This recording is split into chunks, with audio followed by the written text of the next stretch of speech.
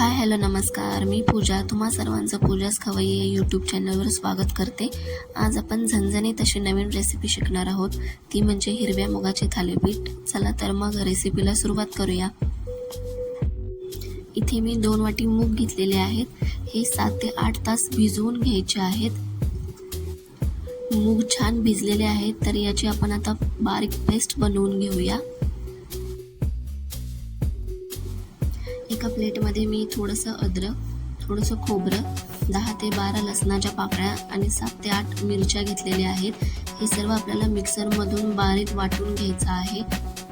अशी पूर्ण बारीक पेस्ट करून घ्यायची आहे. परातीमध्ये मी 3 वाट्या ज्वारीचे पीठ, 2 वाट्या गव्हाचे पीठ, अर्धी वाटी बेसन आणि अर्धी वाटी बाजरीचे पीठ घेतलेले आहे. बाजरीचे पीठ हे ऑप्शनल आहे. थालीपीठाच्या प्रमाणानुसार ही पीठे तुम्हाला घ्यायची आहेत. जिरा पावडर, धने पावडर, हळद, गरम मसाला आणि चवीपुरते मीठ हे सर्व आपल्याला पिठामध्ये मिक्स करून घ्यायचे आहे. यामध्ये मी 2 चमचे दही घालते.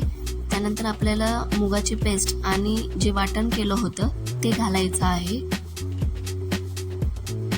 त्यानंतर मी 2 कांदे किसून घेतलेले आहेत, ते घालूया. कांदे तुम्ही मिक्सरमधून सुद्धा बारीक करून घेऊ शकता.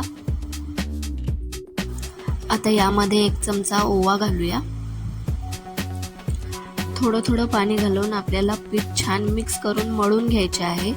बघा, आपलं पीठ मळून झालेलं आहे. पोळपाटावर मी एक स्वच्छ कपडा अंथरून घेतलेला आहे.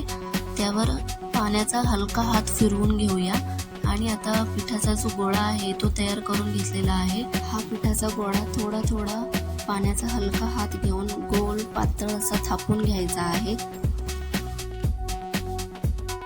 यावर आपण 2 ते 3 छिद्र करून घेणार आहोत. तव्यावर थालीपीठ चिकटू नये म्हणून थोडंसं तेल घालायचं आहे. अशा प्रकारे आपल्याला हे थालीपीठ तव्यावर काढून घ्यायचे आहे आणि आता हे दोन्ही बाजूने खरपूस आणि खमंग असं भाजून घ्यायचं आहे. आपलं थालीपीठ दोन्ही बाजूने खमंग भाजून घेतलंय. इथे मी स्वच्छ असं प्लास्टिक घेतलेलं आहे आणि त्या प्लास्टिकवर थोडंसं तेल लावलेलं आहे.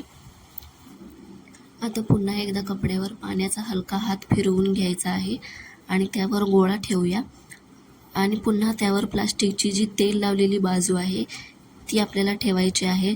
अशा प्रकारे आपल्याला हा गोळा आता हलक्या हाताने लाटून घ्यायचा आहे.